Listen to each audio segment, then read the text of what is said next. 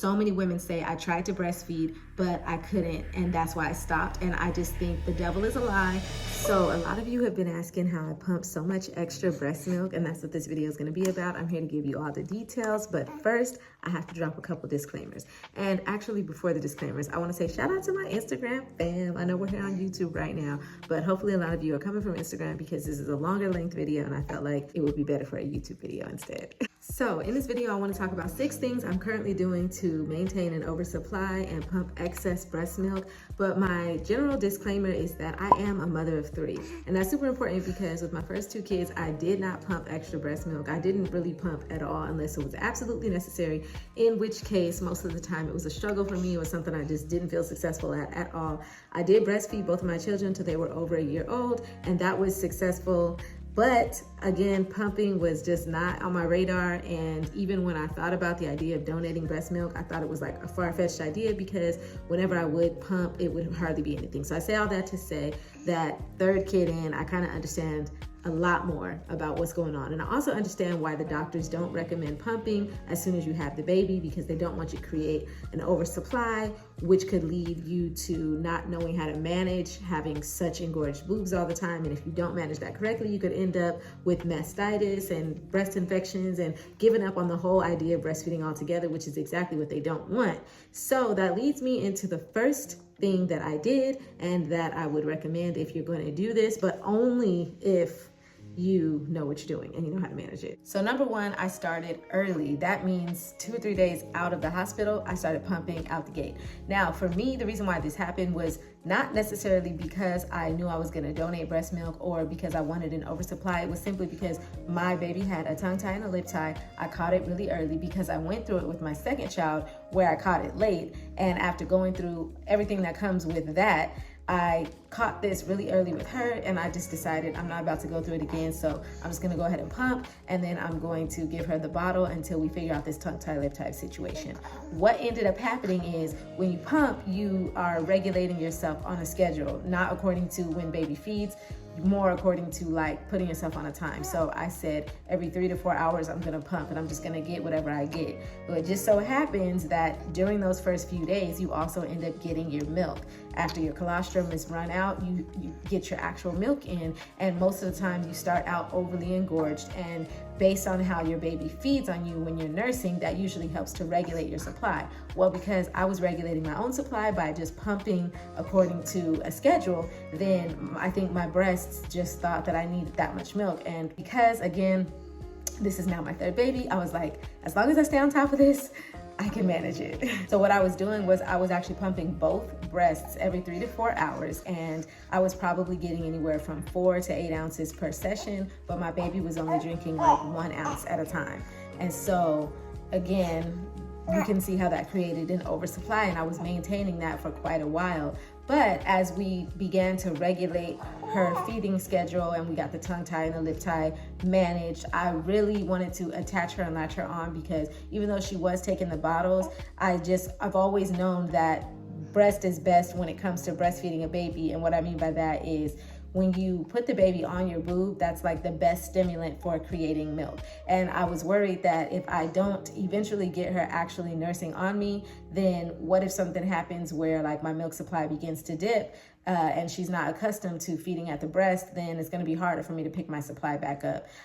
Again, prior in the past, when I did pump a couple of times with my other 2 kids, I just remember having a hard time, but I never really had a hard time producing enough milk for my child when the baby latched onto me. So I was like, I want her to be a breastfed baby, and I want pumping to be on the side, and then whatever I produce in excess, I'll either store that or donate it or whatever. And so I did gradually get her back breastfeeding, but the downside was she no longer wanted the bottle at all. So now I'm dealing with a baby who's exclusively breastfed, but I'm still like producing excess breast milk because, again, even though I'm regulating her schedule, I am still producing more. Like I would be pumping both boobs at the same time in each session, but usually she only eats from one boob. She's 3 months now, but all this time prior, she didn't have as great of an appetite as she now does. So two fully engorged boobs that are producing 4 to 8 ounces each with a baby that's 3 weeks old, 4 weeks old, 5 weeks old, and they're only drinking a couple of ounces. You can see how that would add up. So the second thing that I did in the midst of all that was I tried my best to remain consistent. Consistency is super key. Again, every 3 to 4 hours I was pumping. Sometimes it would go like 5 hours in between and I would feel it, but I tried my best to stay consistent. I will say that now my consistency is dipping. I do have 2 other kids who are small. My husband has gone back to work since his paternity leave ran out. My kids are in school. It's a lot going on. I'm still working. So consistency is a struggle for me now, but I've been doing my best to remain as consistent as I can. And all of the breast milk that I've produced up to this point that has been in excess has been based on that consistency. So if you are someone who's trying to produce more breast milk, don't be discouraged just because every time you pump, maybe you're only getting an ounce or 2 ounces or whatever you're getting. Stay consistent, because the more consistent you are, the more that your body signals to continue to create milk. And another thing that you can do, and that I have done before, is maybe after 10 minutes you feel like you've pumped everything out because you don't really have much, or after 20 minutes or whatever the amount of time you would typically do where you feel like you're emptying your breast, stay pumping for like an additional 5 or 10 minutes. As long as you have the correct situation and setup and you can do that without hurting yourself, then what that's going to do is signal to your brain that you need even more milk. But do it consistently. The third thing that I've done is get familiar with my pump parts. So there are different flange sizes. This thing right here is considered the flange. And I would say that with my first 2 kids, the way that I was pumping, I wasn't really being as mindful to these things until I like messed my boobs up and realized maybe they matter. And this time around, I'm definitely noticing. So this flange goes to my wearable breast pump, which is my portable, and it says it's 24 millimeters. I don't know if you can see it. Whereas this flange is 25 millimeters. And I noticed that every time I pump with the actual like manual breast pump, the one that just sits there, it's the Amita one, I get much more milk out much quicker. It's just an easier flow.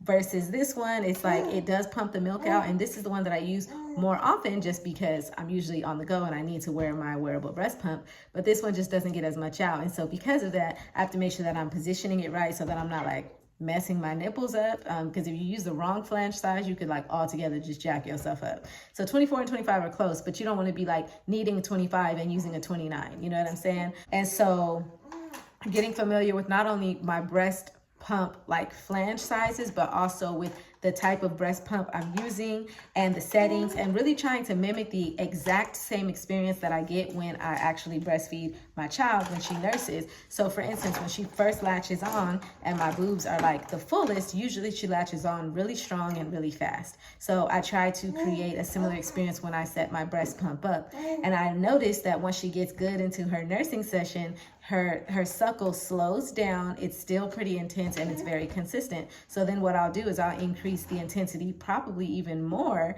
as I go, further into the pump session, but I'll slow down the pace. And what I notice, if you ever look, like I'm somebody who studies everything I do, I study really closely. So if you look really closely at that process, you can see a lot of milk coming out of your nipples.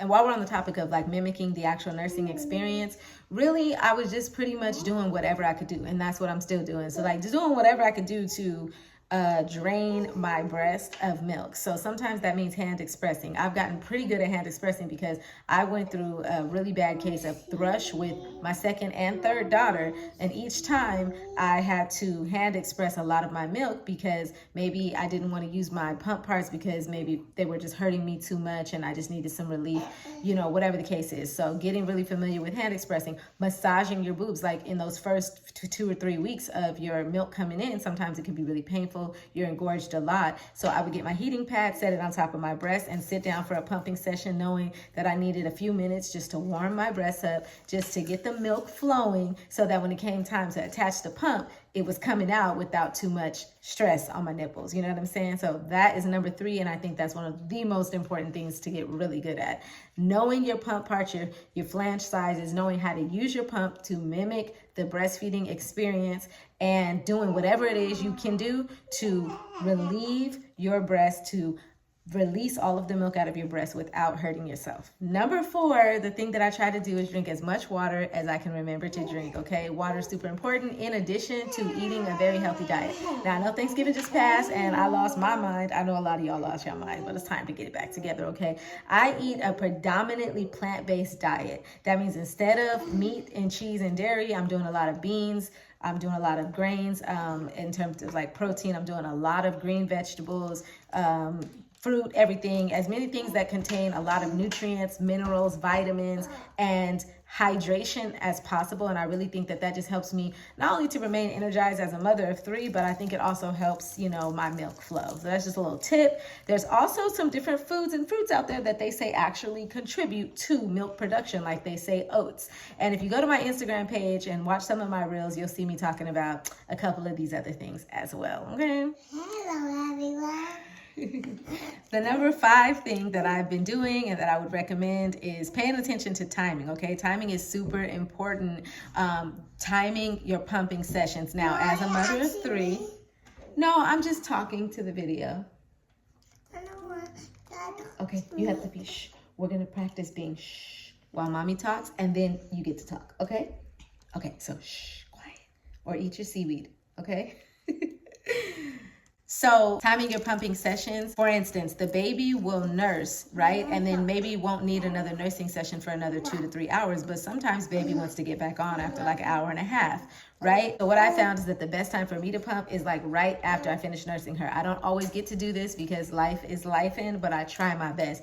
And if it ends up being too much time after she nurses and I still haven't pumped, a lot of times I'll just forego that session because I know she's gonna be getting on really soon. And what I don't wanna do is let this excess production and this donation experience interfere with her getting what she needs. But the ideal rhythm would be nurse her, get a good feed in her, burp her. Sometimes even before I actually put her down to sleep, just go and get a pumping session in, maybe while I'm wearing her in like, you know, my baby carrier. So I'm like tandem putting her to sleep and pumping at the same time, because I know shortly after that I'm going to end up getting engaged in a whole other activity with my other 2 kids, or washing dishes or editing videos or whatever it is that I'm going to be doing. So timing is super important. Matter of fact, another thing about timing, which is super crucial, is making sure that you capitalize on that morning session and that evening session. So that morning AM session, they say that your breasts produce the most milk in like the wee hours of the morning. So obviously that's probably for the baby, you know, so keeping her priority. A lot of times I don't get up till about 6:30, 7 o'clock in the morning, maybe earlier if I have to.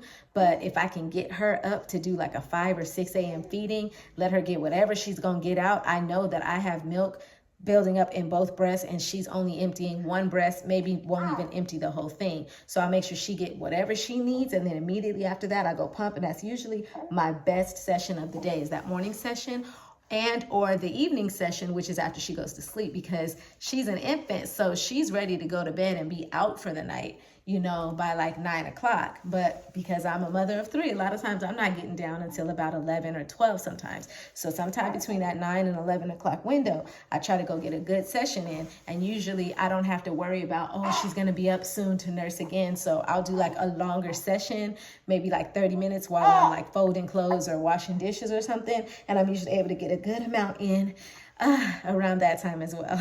And number 6, then I gotta go because these kids are waking up from their nap and it's a lot. So I use hands-free pumps a lot. Nowadays, they're super accessible and very affordable, and I'm going to link to you the one that I'm using as well as a couple of recommendations below this video. It's super, super convenient, even though they do kind of slow you down. Don't get it twisted. For me, the experience has not been put it on and go run a marathon. Not exactly, but instead of having to sit still in one spot, I can put it on and I can, like I said, wash dishes, fold clothes, sometimes even care for the kids. Meanwhile, I'm getting, you know, a few ounces, sometimes up to 6 or 8 ounces in a session. All that being said, here are my closing remarks. Number 1, for those of you guys who don't know, I am currently a breastfeeding mother and I am donating to a milk bank. This milk bank does pay me. They do compensate me, but not nearly enough for this to be worth it because it's a whole job. And if it were only for money, I would be charging a lot more than what I'm getting paid to do. So far I have donated about 800 ounces of excess breast milk to a milk bank. If you want to learn more about that process, then just DM me on Instagram and I can send you the info, because according to like the contract I signed, I don't think I'm supposed to like share the name of them publicly, but I can send you the link to all the details you need to know in case you want to get into donating your breast milk as well. It is a pretty stringent process. The qualification is pretty intense, and it's kind of a lengthy timeline application process, but it is worth it if you are super interested in donating, because they use the donated breast milk for babies in the NICU who otherwise may have a less chance of surviving some of the infections that they get when they are in the NICU. I will say that I hear so many women say, I tried to breastfeed, but I couldn't, and that's why I stopped. And I just think the devil is a lie. For the most part, I believe most women can successfully breastfeed their children and even pump extra breast milk if they want to, if they only knew what they didn't know, if they only knew how to. And then the last thing that I just want to say is that I do feel like it sucks that we live in a society that just doesn't provide enough education and support for breastfeeding mothers. Like for instance, the insurance that I recently had, I'm no longer with them, but the insurance that I recently had and the practice that I was visiting for my prenatal care and postnatal care, they don't even have lactation support anymore. Like they got rid of it during COVID and never reinstated it. And I guess that's just something that they're just maintaining. And it makes me think how many medical facilities around this nation are just dealing with women and telling them hey, go breastfeed, but we don't have any way to support you. I don't like that. That's what I love about having this platform and being able to help each other out. But I really think it sucks because a lot of us need individualized support in this area, which is why I have decided that I am willing to do one-on-one consultations with you guys, just talking about some of the experiences that you might be having, in case my personal experience and just little details that I might know that could help you, are of benefit to you, or I could draw from the experiences of other people that I have learned from, because I've learned a lot about this. Even things that I haven't gone through myself, I've learned about and I'm able to share with other people. And I feel like the best way for me to do that is just to get on a one-on-one call with you, or I can make videos similar to this about it. But I just have to give the disclaimer that I am not a licensed lactation specialist. People go to school for a long time for that. And I wouldn't want to be coming from a medical perspective, but I do think that breastfeeding is one of those things that's supernatural and not supernatural, but natural. And many of us should be able to do it, just by tweaking a few things and having a support system without necessarily needing years of formal education. So that being said, hit me up in my DMs on Instagram if you want to set up that call, and definitely check with your local providers and maybe even the WIC offices, any place that you can, and ask for support in this area if you are struggling. So I'm here to help if I can. Hit me up, follow me on Instagram. It's me, Miss Ruby, and happy breastfeeding / pumping and donating.